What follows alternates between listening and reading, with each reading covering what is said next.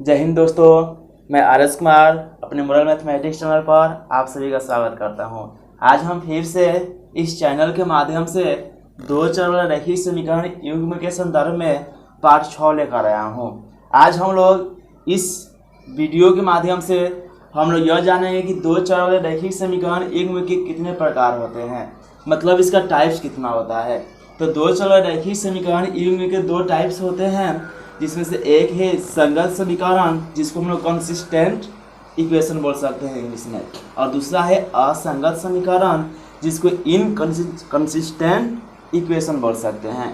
अब हम लोग जाने कि दोनों समीकरण का परिभाषा होता क्या है, कैसे हम लोग पहचानेंगे कौन समीकरण संगत है और कौन समीकरण असंगत है। तो चलिए, तो यहाँ पर हम लिखे हैं कि वैसा समीकरण युग्म, यानी समीकरण का वैसा जोड़ा जिसका क्या हो, हल संभव हो, मतलब कि उस समीकरण युग्म से हम x और y का मान निकाल सके, तो वैसा समीकरण कहलाता है संगत समीकरण। तो हम समझते हैं कि असंगत समीकरण क्या है।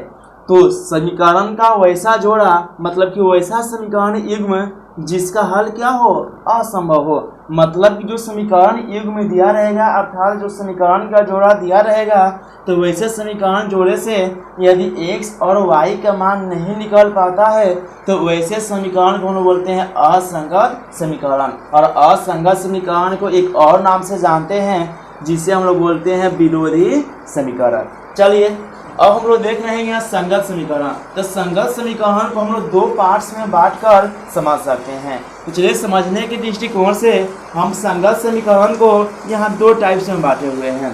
एक आपका समीकरण है अविरोधी समीकरण और दूसरा है आश्रित समीकरण, जो कि दोनों आपका समझने के लिए ये संगत समीकरण का इन दो भागों में बांटते हैं। ठीक, तो यहाँ पर अविरोधी समीकरण का परिभाषा कहता है कि जिस संगत समीकरण का मतलब कि अविरोधी समीकरण भी संगत समीकरण है और आश्रित समीकरण भी क्या है जी, संगत समीकरण है, इसलिए इन दोनों के परिभाषा में संगत समीकरण का नाम लिया जाएगा। ठीक, तो यहाँ पर है कि अविरोधी समीकरण क्या है। तो जिस संगत समीकरण का अद्वितीय हल हो, जिस संगत समीकरण का अद्वितीय हल हो, अद्वितीय हल का मतलब होता है कि जिसका क्या हो, एक हल हो, मतलब इसमें x का मान और y का मान एक एक ही निकले, तो वैसे समीकरण युग्म को हम लोग बोलते हैं अविरोधी समीकरण।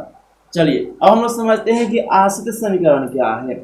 तो जिस संगत समीकरण का अनेक हल हो, अनेक हल का मतलब यह हुआ अनगिनत, अनगिनत का मतलब वह हुआ कि x एवं y का मान जितना चाहे उतना तक हम निकाल सकते हैं, तो वैसे समीकरण युग्म को हम लोग क्या बोलेंगे जी, तो आश्रित समीकरण। तो यह रहा कि दो चर रैखिक समीकरण के कितने टाइप्स होते हैं, दोनों को हम लोग बारी बारी से अच्छे तरीके से पढ़ लिए। अब हम लोग यदि परीक्षा में दो चर रैखिक समीकरण युग्म दे दे और पूछे कि किस प्रकार का समीकरण युग्म है, या उसके कितने हल होते हैं, या उसका आलेख किस प्रकार का होते हैं, तो चलिए इसके बारे में हम लोग आगे जानते हैं।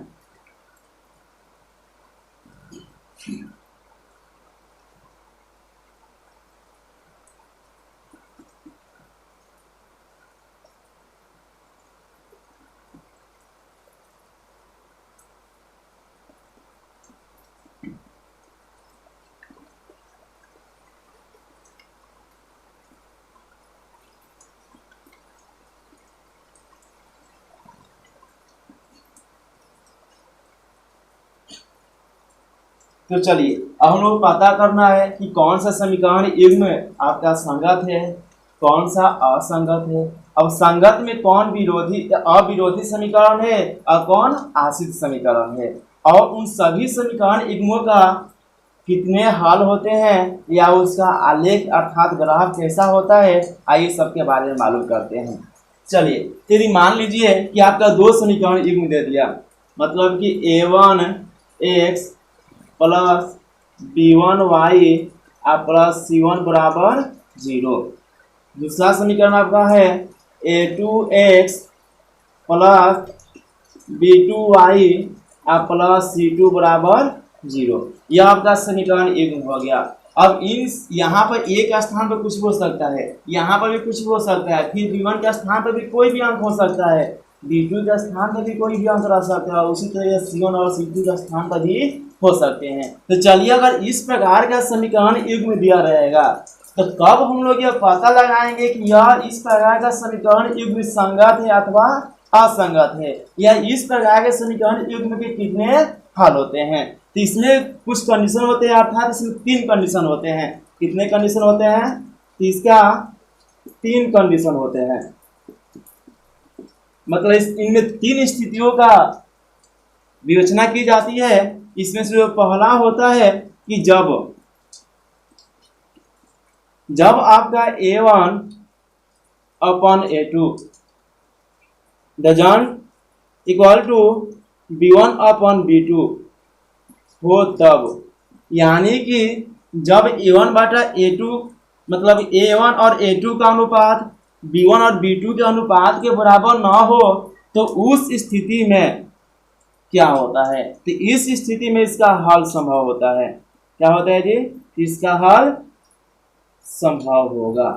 आज जब हल संभव होगा तभी हम इसके पहले बताए कि जिस समीकरण युग्म का हल संभव रहता है तो उसे हम लोग कौन सा समीकरण बोलते हैं जी? तो संगत समीकरण। यह आपका संगत समीकरण हो गया। अब संगत समीकरण के हम 2 पार्ट्स बताए थे। संगत समीकरण को 2 भागों में बांटे थे। इसमें से पहला था अविरोधी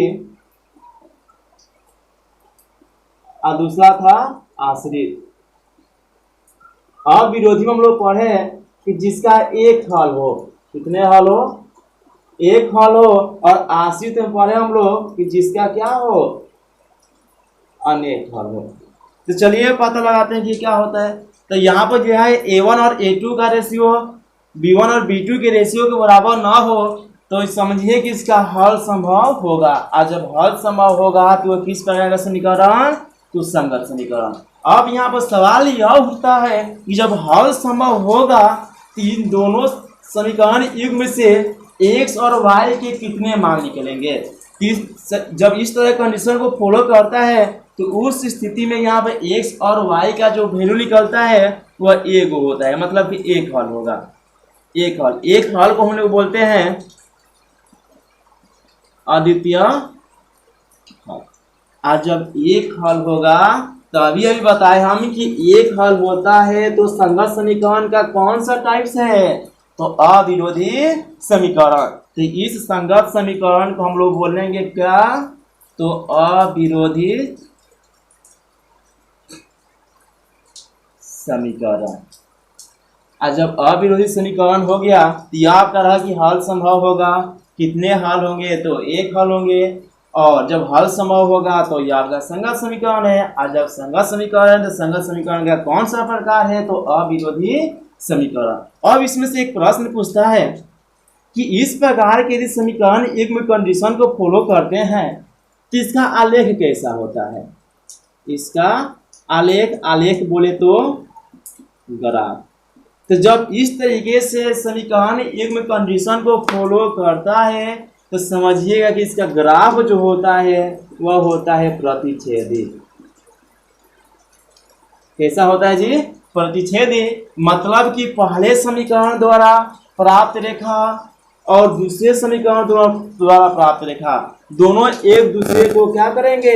प्रतिच्छेद करेंगे, मतलब कि इंटरसेक्ट करेंगे। यह आपका कंडीशन में आपका फर्स्ट कंडीशन हुआ। आपका इसमें दूसरा कंडीशन होता है, वह जान लेते हैं हम। अब क्या हुआ कि जब आपका A1 अपॉन A2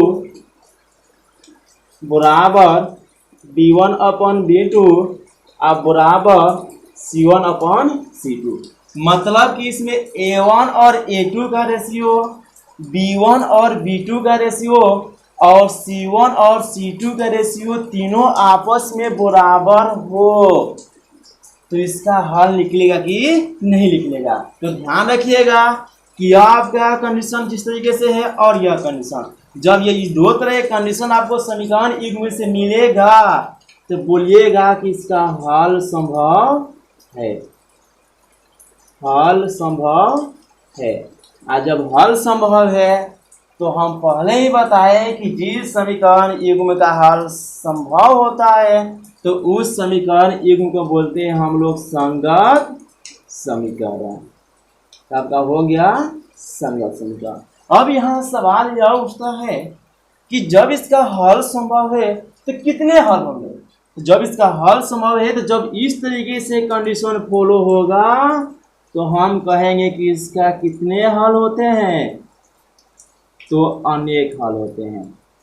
आज जब अनेक हल होते हैं तभी बताएं कि जब अनेक हल होता है तो संगत समीकरण का कौन सा प्रकार यह है, तो आश्रित। तो जब अनेक हल हो तो संगत समीकरण कौन सा समीकरण कहलाता है जी, तो आश्रित समीकरण। तो इस प्रकार के ये समीकरण क्या कहलाएंगे, तो लिख देंगे यहाँ पर आश्रित समीकरण। चलिए अब यहाँ से सवाल यह उठता है कि अब इसका ग्राफ क्या होगा। तो इसका ग्राफ क्या होगा, तो ग्राफ की यदि बात किया जाए तो ध्यान रखिएगा कि जब समीकरण युग्म A1 और A2 का रेशियो, B1 और B2 का रेशियो और C1 और C2 के रेशियो आपस में बराबर हो जाते हैं तो इस प्रकार के समीकरण युग्म का जो ग्राफ होता है वह होता है समपाती। क्या होता है जी, समपाती। और समपाती का अर्थ यह होता है कि समीकरण 1 द्वारा प्राप्त रेखा समीकरण 2 द्वारा प्राप्त रेखा के ऊपर ओवरलैपिंग, मतलब कि एक दूसरे पर अध्यारोपित। मतलब मान लेते हैं कि यदि समीकरण 1 द्वारा रेखा प्राप्त रेखा का इस तरीके से है तो दूसरा समीकरण से भी जो रेखा प्राप्त होगी वह इसी के ऊपर रहती है। और ध्यान रखिएगा कि समपाती रेखा को दर्शाने के लिए हम लोग क्या करते हैं कि आलेख जब बनाते हैं तो उस लाइन को हम लोग मोटी कर देते हैं। मतलब इससे यह स्पष्ट हो जाता है कि इस मोटी लाइन में एक लाइन नहीं है, बशर्ते कितना लाइन है जी, तो 2 लाइन है। यह आपका कंडीशन 1 रहा, या वह कंडीशन 2 रहा। चलिए हम लोग कंडीशन 3 की ओर पढ़ते हैं।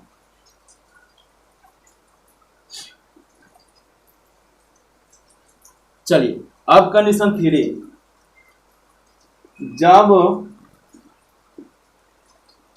A1 बाई A2 बराबर B1 बाई B2 आप बराबर नहीं C1 बाई C2। मतलब कि जब A1 और A2 का रेशियो B1 और B2 के रेशियो के बराबर हो लेकिन C1 और C2 के रेशियो के बराबर ना हो तो इस स्थिति में इसका हल संभव है कि नहीं है। तो ध्यान रखिएगा कि जब इस तरह के कंडीशन रैखिक समीकरण युग्म में फॉलो करता है तो समझिएगा कि इसका हल क्या है जी, इसका हल असंभव है। और जब इसका हल असंभव है मतलब इसका इसमें x और y का मान निकालना क्या है जी, असंभव है। तो हम बता ही थे कि जिसका हल असंभव होता है तो वैसे समीकरण को हम लोग बोलते हैं असंगत समीकरण। क्या बोलते हैं, असंगत समीकरण। और असंगत समीकरण का ही दूसरा नाम होता है विरोधी समीकरण। विरोधी समीकरण। और ध्यान रखिएगा कि जब इसका हल असंभव है मतलब इसमें x और y का मान कुछ भी नहीं हो सकता है तो उस स्थिति में अब पूछ दे कि कितने हल हैं तो लिखेंगे यहाँ पर कि कोई हल नहीं है, लिखेंगे कोई हल नहीं है। चलिए ये तो हम लोग जान लिए। अब जानेंगे इसका ग्राफ क्या होता है। यदि ग्राफ की इसकी बात किया जाए तो जब भी आपका समीकरण युग्म इस तरह के कंडीशन को फॉलो करता है तो समझ जाइएगा जो उसका ग्राफ होता है वह एक दूसरे के समानांतर होता है। मतलब यह कि समीकरण 1 द्वारा प्राप्त रेखा समीकरण 2 द्वारा प्राप्त रेखा के क्या होता है जी, पैरेलल होता है। मतलब एक दूसरे के समानांतर होता है। तो हम लोग यह जान लिए कि जब समीकरण युग्म कंडीशन 1 को अर्थात A1 बाई A2 बराबर नहीं B1 बाई B2 को फॉलो करता है तो उस स्थिति में उसका हल संभव होता है। और कितने हल होते हैं, तो 1 हल होते हैं। और उस प्रकार के समीकरण को हम लोग अविरोधी समीकरण के नाम से जानते हैं। और इसका जो ग्राफ होता है वह होता है आपका प्रतिच्छेदी, मतलब एक दूसरे को इंटरसेक्ट कर लेती है। हम लोग अब कंडीशन 2 देखें कि जब a1/a2 बराबर b1/b2 बराबर c1/c2 हो तो उस स्थिति में इसका भी हल संभव होता है। और जब इसका हल संभव होते हैं तो कितने होते हैं, तो अनेक होते हैं। मतलब कि इसमें x और y के मान अनगिनत निकलेगा। और जब अनेक होते हैं तो ऐसे समीकरण युग्म को हम लोग बोलते हैं आश्रित समीकरण। और इसके ग्राफ की बात किया जाए तो होता है क्या, संपाती। संपाती का हम लोग बता ही चुके हैं कि दोनों रेखाएं एक दूसरे पर ओवरलैप हो जाना। और हम तीसरा अभी देखें कि जब a1/a2 बराबर b1/b2 बराबर नहीं c1/c2 हो, इसका हल असंभव होता है। मतलब इसमें x और y के मान नहीं निकाल सकते हैं। और ऐसे समीकरण युग्म को हम लोग विरोधी समीकरण कहते हैं। और इसका ग्राफ की बात किया जाए यह होता है समांतर। चलिए, तो यह तो रहा कुछ कंसेप्ट आपका, मतलब थ्योरेटिकल रूप में। अब हम इन तीनों कंसेप्ट पर हम लोग चलिए एग्जाम्पल की ओर देखते हैं कि किस तरीके से इन तीनों कंडीशनों पर सवाल बनाए जाते हैं। चलिए,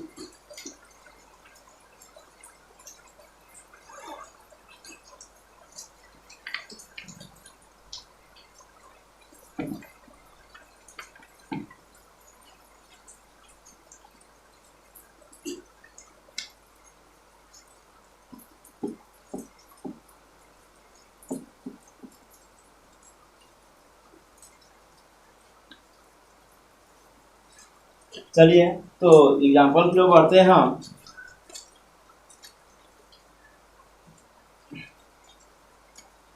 एग्जाम्पल 1 है, इसको भी मिटा देते हैं।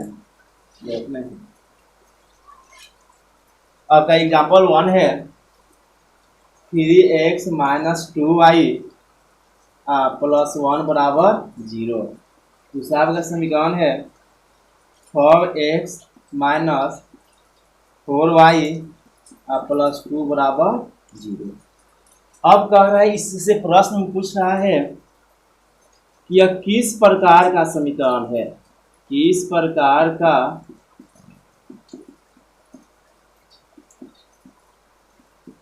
समीकरण युग्म है। इसका दूसरा प्रश्न पूछ सकता है कि इसके कितने हल हैं, कितने हल है। तीसरा पूछ सकता है कि इसका ग्राफ क्या होगा। यहाँ 3 तरह के प्रश्न पूछ रहा है। तो हम लोग करेंगे क्या कि यहाँ से हम लोग a1, a2, b1, b2, c1, c2 का मान निकालेंगे। तो लिखेंगे यहाँ से, इसका लिखेंगे यहाँ a1। आप लोग हम कल की क्लास में बताए थे कि a1 और जो a2 होता है यह दोनों x का कोफिशिएंट होता है। मतलब समीकरण 1 में आपका x का जो गुणांक होगा आपका a1 कहलाएगा, और समीकरण 2 में जो x का गुणांक होता है उसे a2 हम लोग बोलते हैं। और उसी तरीके से b1 और b2 की बात किया जाए, ये दोनों y का कोफिशिएंट होता है। और जब समीकरण 1 की बात किया जाए तो वहाँ पर b1 आपका हो जाएगा, और वहाँ जब समीकरण 2 की बात किया जाए तो y के कोफिशिएंट आपका b2 हो जाएगा, और जो बच जाएगा आपका c1 और c2 हो जाएगा। तो यहाँ पे a1 x का कोफिशिएंट, तो x का कोफिशिएंट कितना है जी आपका 3 है, तो a1 का मान आपका 3 हो गया। और a2 की बात किया जाए तो a2 दूसरे समीकरण से देखेगा ना, तो a2 आपका हो जाएगा 6। b1 की बात किया जाए तो y का कोफिशिएंट, तो y का कोफिशिएंट कितना है, तो -2, तो -2। और b2 की बात करें तो फिर y का कोफिशिएंट देखेंगे तो आपका है यह -4। और c1 की बात किया जाए तो c1 आपका यहाँ पर है 1, और c2 कितना आपका है जी 2। चलिए, अब हम लोग करेंगे क्या, तो कोई भी आप कहती हो हम लोग डायरेक्ट क्या करते हैं कि पूछ रहे हैं कि किस प्रकार का समीकरण युग्म है, या पूछ रहा है कि कितने इसके हल हो सकते हैं, या पूछ रहा है कि इसका ग्राफ कैसा होगा। तो हम लोग बेहिचक क्या करेंगे कि a1 a2 का रेशियो निकालेंगे, b1 b2 का रेशियो निकालेंगे, और c1 c2 का। तो क्या करेंगे यहाँ पे a1 और a2, a1 आपका a1 by a2, b1 by b2 और c1 by c2। किसी भी तरह से प्रश्न पूछिए हम लोग ये कंडीशन इसी तरीके से बनना है। मतलब बनावट का तरीका आप लोग का यही रहेगा। तो आपका a1 by a2 है, तो क्या करेंगे a1 कितना मान है, तो आपका 3 है, a2 का आपका 6 है, बराबर b1 आपका है -2, और b2 है आपका -4, और c1 है 1, और c2 है आपका 2। अब क्या करते हैं कि जो कटाने योग्य रहता है वह उसको कटा देते हैं। तो 3 एकम 3, 3 दूना 6, माइनस से माइनस कट गया, 2 एकम 2, 2 दूना 4। अब ये कटेगा नहीं तो यहाँ से आपका आ गया 1/2 बराबर 1/2 बराबर 1/2, जो कि आपका A1/A2 बराबर B1/B2 बराबर C1/C2 को फॉलो कर रहा है। और आपको पहले ही बताएं कि जब आपका समीकरण युग्म इस तरह के कंडीशन को फॉलो करता है तो वह किस प्रकार का समीकरण होता है। तो इसका आपका आंसर हो जाएगा किस प्रकार का समीकरण। तो यदि आपका ऑप्शन में संगत दिया हो तो कोई दिक्कत नहीं है, असंगत न दिया हो तो कौन सा समीकरण आपका कहलाएगा जी, तो आश्रित समीकरण आपका यह हो गया। और इसके कितने हल होते हैं तो हम यह भी बता दिए कि इस तरह कंडीशन को फॉलो करता है तो इसका जो आपका आंसर निकलेगा कितने हल होते हैं। तो इस तरह की कंडीशन फॉलो करता है तो इसका अनेक हल होते हैं। और जब ग्राफ की बात की जा रही है तो इसका ग्राफ कैसा होता है, तो इसका ग्राफ अभी हम बताएं क्या होता है जी, तो समपाती। चलिए, तो हम लोग ये जान लिए कि यहाँ से प्रश्न पूछ रहा था कि इस प्रकार के समीकरण मतलब यह समीकरण युग्म किस प्रकार का समीकरण युग्म है, इसके कितने हल हो रहे हैं और इसका ग्राफ कैसा होता है। तो हम इस प्रोसेस के तहत हम इसका पता लगा सकते हैं। चलिए हम लोग दूसरे एग्जाम्पल की तरफ बढ़ते हैं। प्रश्न आप में सब में यही रहेगा, बस अर्थ समीकरण युग्म में चेंज हो जाएंगे। ठीक,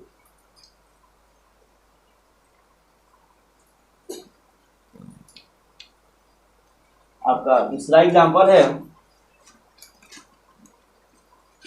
2x माइनस 4y माइनस 3 बराबर 0, फिर x है माइनस 2y प्लस 5 बराबर 0।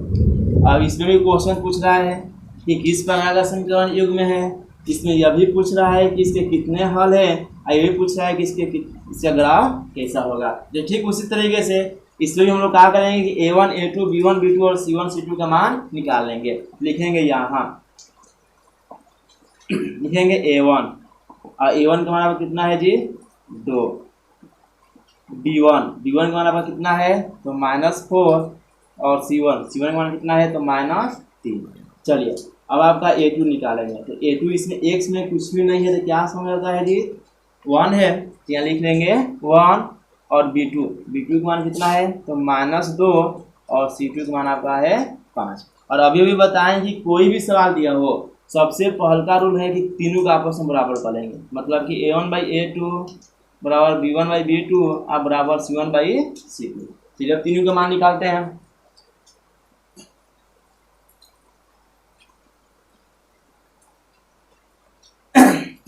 लिखेंगे देयरफॉर A1 का मान आपका कितना है जी 2 है, A2 का मान आपका है 1 बराबर यहाँ से B1 का मान कितना है जी -4 और B2 का मान आपका -2 बराबर आपका C1 का मान है -3 और C2 का मान है 5। चलिए और यहाँ पर जो कटने योग्य उसे कटा देंगे तो माइनस से माइनस कट गया, 2 एकम 2, 2 दूना 4।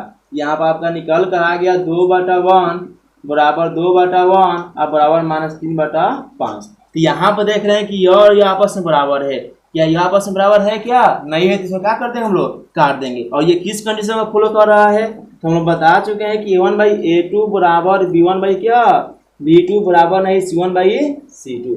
इसी कंडीशन को फॉलो कर रहा है। आज जब इस कंडीशन को फॉलो कर रहा है तो यहाँ प्रश्न क्या था कि किस प्रकार का समीकरण युग्म है।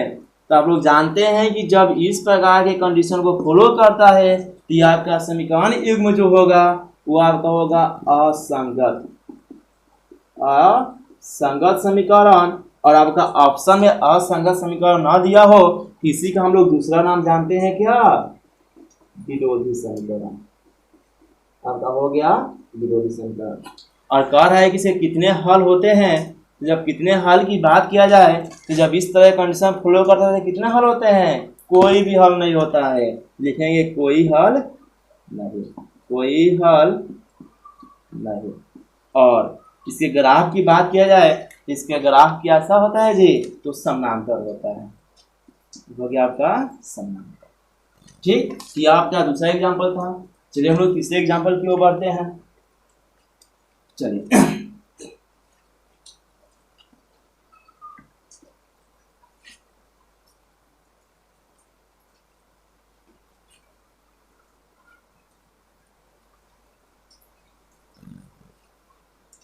आपका तीसरा एग्जांपल जो है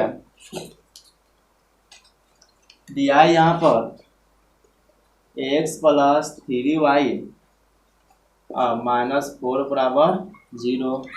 दूसरा दिया है 2x माइनस 5y माइनस 1 बराबर 0। फिर इसके लिए भी यही प्रश्न, इसमें भी क्या करेंगे हम जी, फिर a1 a2 b1 b2 c1 और c2 का मान क्या करेंगे, तो निकालेंगे। यहाँ से आपका a1 और a1 का मान इसमें x में कुछ भी नहीं तो समझता है कि 1 है, a1 आपका 1 हो गया, b1 आपका 3 हो गया और c1 आपका माइनस 4 हो गया। a2 की बात की जाए तो आपका x में किस से गुणा है, 2 से, तो a2 का मान आपका 2 हो गया और b2 का मान आपका माइनस 5 हो गया एवं c2 और c2 का मान आपका माइनस 1 हो गया। तो फिर क्या करेंगे, वही कंडीशन, फिर उसको क्या करेंगे, लिखेंगे चूंकि a1/a2 बराबर b1/b2 बराबर क्या, c1/c2, और यहाँ से मान और बैठाएंगे। यहाँ से आपका हो जाएगा a1 का मान आपका दिया है 1, a2 का मान दिया है आपका 2 बराबर b1 का मान दिया है आपका 3 और b2 का मान दिया है क्या आपका -5 और c1 का मान दे दिया आपका -4 और c2 का मान दे दिया -1। और यहाँ पर देख रहे हैं कि यही आपस में बराबर नहीं है, पहला ही कंडीशन, तो आगे हम लोग देखने की जरूरत नहीं है। और जब यहीं पर जब बराबर नहीं होगा तो किस कंडीशन को फॉलो कर रहा है, तो a1/a2 बराबर नहीं b1/b2। और जब इस कंडीशन को फॉलो कर रहा है तो हम क्या जानते हैं कि इस प्रकार की कंडीशन फॉलो करने वाले समीकरण युग्म जो होते हैं वह कहलाता है आपका संगत समीकरण। संगत समीकरण इसका दूसरा नाम क्या हो सकता है जी, तो जिसका एक हल हो उसको हम बताए थे क्या, अविरोधी समीकरण। और इसके कितने हल होते हैं, तो जब इस तरीके के है तो कितने हल होते हैं, तो एक हल होते हैं, एक हल को हम लिख सकते हैं अद्वितीय हल। और इस तरह कंडीशन फॉलो करने वाला समीकरण युग्म का जो ग्राफ होता है वह आपका होता है कैसा, तो प्रतिच्छेदी। ठीक, तो चलिए यह आपका 3 एग्जाम्पल रहा। अक्सर परीक्षा में एक घुमाकर प्रश्न पूछता है कि के किस मान के लिए समीकरण युग्म का अनगिनत हल है या अद्वितीय हल है या कोई हल नहीं है। तो चलिए उस पर भी हम लोग एक एग्जाम्पल देखते हैं। ठीक, चलिए, तो इस प्रकार के प्रश्न अक्सर परीक्षा में पूछे जाते हैं कि के किस मान के लिए kx + 3y = 8 एवं 4x + y = 1 का अद्वितीय हल होगा। ये कभी कभी पूछ देता है कि उसका अनगिनत हल होगा।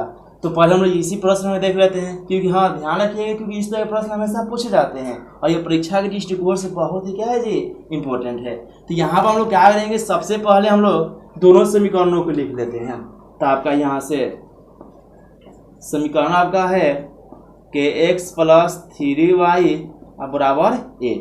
हम लोग करते हैं क्या है कि इसमें कि दाएं वाले साइड को 0 कर लेते हैं, तो जो दाएं साइड में अंक रहता है उसको बाएं साइड में ले लेते हैं। तो आपका हो गया kx + 3y, ये प्लस में रहेगा तो क्या होगा माइनस है, बराबर हो गया आपका 0। दूसरा आपका समीकरण है 4x + y = 1, इसको हम सजा सकते हैं। तो 4x + y ये प्लस में रहेगा तो क्या होगा माइनस है, अब बराबर क्या हो गया जी 0 हो गया। तो आपको इस समीकरण को हम इस रूप में कर लिए। अब कह रहा है कि के किस मान के लिए अद्वितीय हल होगा। तो हम लोग क्या करेंगे, अद्वितीय हल हो या अनेक हल हो या कोई भी हल ना हो, तो तीनों के लिए हम लोग कंडीशन पहले ही पढ़ चुके हैं। तो चलिए सबसे पहले हम लोग क्या करें, इसमें a1 a2 b1 b2 और c1 c2 के मान निकाल देते हैं। तो लिखेंगे यहाँ a1 और a1 का मान आपका दिया है k, b1 और b1 का मान आपका दिया है 3 और c1 का मान आपका दिया है -8। a2 का मान दिया आपका 4 B2, y में कुछ नहीं है तो क्या माना जाता है, ये 1 है, और आपका C2 का मान दे दिया -1। आज चूंकि प्रश्न कह रहा है, प्रश्न कह रहा था कि इसका अद्वितीय हल होगा, तो अद्वितीय हल के लिए हम प्रश्न से जानते हैं क्या होता है कि A1/A2 आप बराबर नहीं क्या B1/B2। अब हम लोग करेंगे यहाँ से इसका मान बैठा लेंगे। तो चलिए, तो यहाँ से A1 का मान आपका दे दिया है K, A2 का मान दे दिया आपका 4, बराबर नहीं B1 का आपका मान दे दिया है 3, और B2 का मान दे दिया आपका 1। अब क्या करते हैं, क्रॉस मल्टीप्लिकेशन करते हैं, तो देयरफॉर K में 1 से गुणा कीजिएगा तो K, यहाँ पे इस तरह सिंबल ही रहेगा, और 4 में 3 से गुणा कीजिएगा तो 4 3 क्या 12। तो इस तरीके से आप लोगों का जब K का मान 12 नहीं रहेगा तो उस स्थिति में इस समीकरण युग्म का हल कैसा होगा जी, अद्वितीय होगा। तो यहाँ पर K does not equal to 12, option क्या है जी, बी है, तो आपका आंसर हो गया ऑप्शन बी। ठीक, चलिए अब लोग इस एक और एग्जांपल की ओर बढ़ते हैं, ठीक है ना।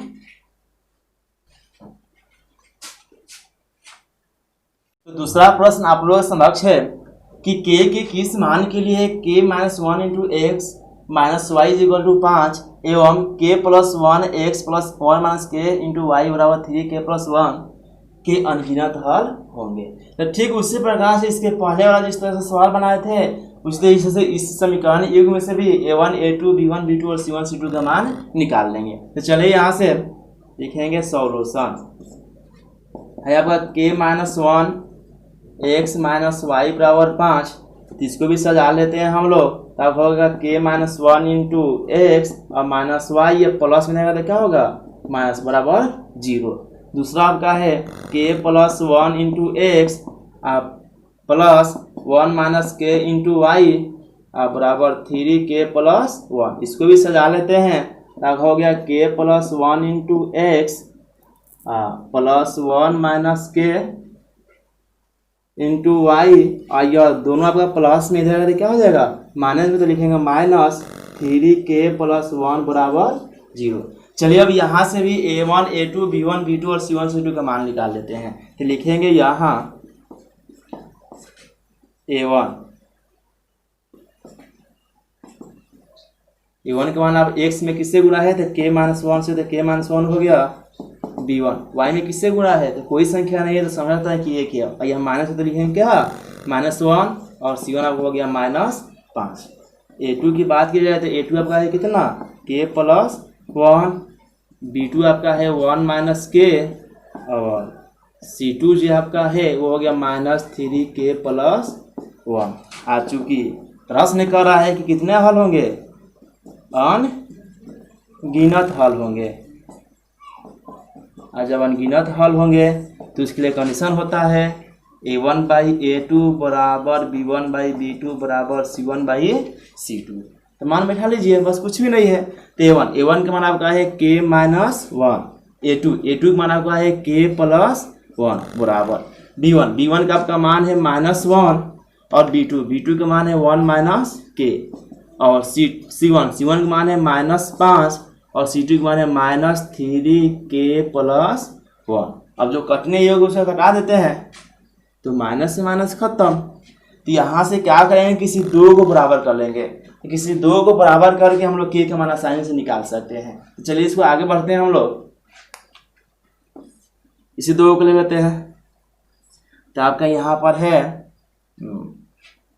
चलिए इसको ले लेते हैं, यह ले लेते हैं और इसको उठा लेते हैं। तो आपका है यहाँ पर, सॉरी सबसे आसान है, कोई भी दो आप लेकर बना सकते हैं, जो आपके मन में इच्छा है उसको आप लेकर बना सकते हैं बेहिचक, जो आपके लिए सुविधा हो। और सब तीनों आपस में बराबर थे, कोई भी दो ले लीजिए, तो इसको हम दोनों ले लेते हैं आपस में बराबर है, तो लिखेंगे -1/1 - k बराबर 5, यहाँ पर 3K + 1।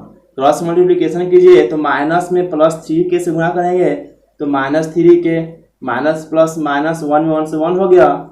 अब 5 में x गुणा करेंगे तो 5, अब माइनस तो माइनस, 5 में k से गुणा करेंगे तो 5k।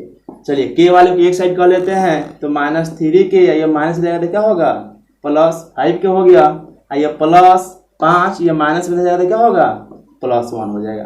क्या आपका हो गया, 5 में से 3 हो जाएगा, कितना हो जाएगा 2 के, कि भी प्लस वाले में से माइनस वाला घटा देते हैं। अब बराबर 5 को कितना 6 को, तो 2 एकम 2 2 3 कितना 6, तो दिया तो के का मान आपका आ गया 3, और ऑप्शन में के का मान कितना आ गया यहाँ पर 3 है तो 3। तो इस तरीके से आज के यह प्रश्न रहा, और आशा करते हैं कि आप सबको ये क्या पसंद आया होगा। धन्यवाद।